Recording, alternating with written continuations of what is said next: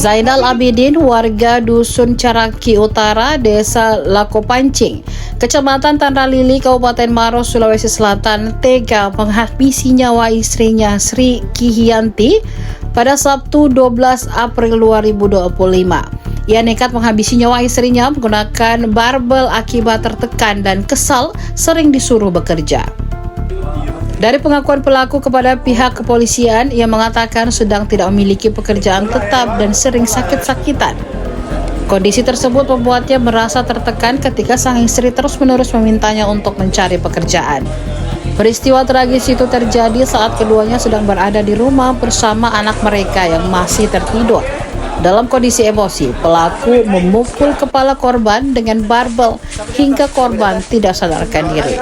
Korban sempat dilarikan ke puskesmas Tanda Lili, namun akhirnya meninggal dunia. Kasat Reskrim Polres Maros, Ibtu Ridwan mengatakan atas aksinya, pelaku terancam hukuman penjara 15 tahun. Dia mengatakan pelaku menjalankan aksinya lantaran kesal sering diminta mencari kerja oleh korban. Korban juga mendapatkan sejumlah luka pada bagian kepala akibat dipukul menggunakan barbel oleh korban. Diketahui korban pertama kali ditemukan oleh anaknya sendiri dalam kondisi bersimbah darah sekitar pukul 5.30 waktu Indonesia Tengah. Kapolsek Tanda Lili, Ibda Zulfadli Rahman menjelaskan, saat itu baru pulang dari menginap di rumah neneknya, masuk ke dalam rumah dan langsung melihat ibunya tergeletak dengan penuh darah. Sekitar pukul 5.45 waktu Indonesia Tengah, para tetangga mulai berdatangan ke rumah korban setelah mendengar teriakan anak korban. Korban kemudian dilarikan ke puskesmas Tanda Lili sekitar pukul 7.10 waktu Indonesia Tengah, namun nyawanya tidak tertolong. 5 menit kemudian, para tim medis menyatakan korban telah meninggal dunia. Berapa orang anak situ ada? Hah? Berarti kau hanya berdua di situ? Terus? Ada nanya itu anaknya seperti itu. Oh, anaknya.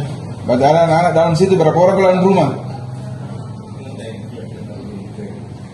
Berapa orang kita malam di dalam rumah situ? 3 orang, Pak. Oh, 3 orang? Dengan itu anak-anak? Waktu kau boleh tidak lihat anakmu itu? Anaknya? Enggak? Masih tidur juga? Oh, jadi semua masih tidur? Kayak apa? Hah? Kau boleh lihat? Alhamdulillah. Gara-gara apa? Gara-gara itu? Mensuruh kerja? Apakah? Dari mana aja? Hah? Memang mengganggu ini kah? Di kadang kerja nanti agak susah. Hah? Kenapa? Kadang kerja kadang tidak karena susah. Saya itu. Buruh bangunan. Buru bangunan ya. Dan pelaku sekarang ada di mana? Untuk pelaku sementara kita awalnya sudah diamankan di Polsek dan dibawa ke Polres Maros untuk dilakukan pemeriksaan dan pengambilan keterangan untuk proses penyelidikan dan penyidikan ke depan. Luka yang dialami korban sendiri di bagian mana dan?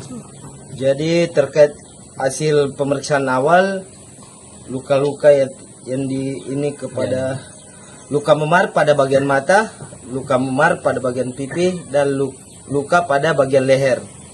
Adapun barang bukti yang diamankan ya ini pelaku melakukan penggunaan dengan alat barbel.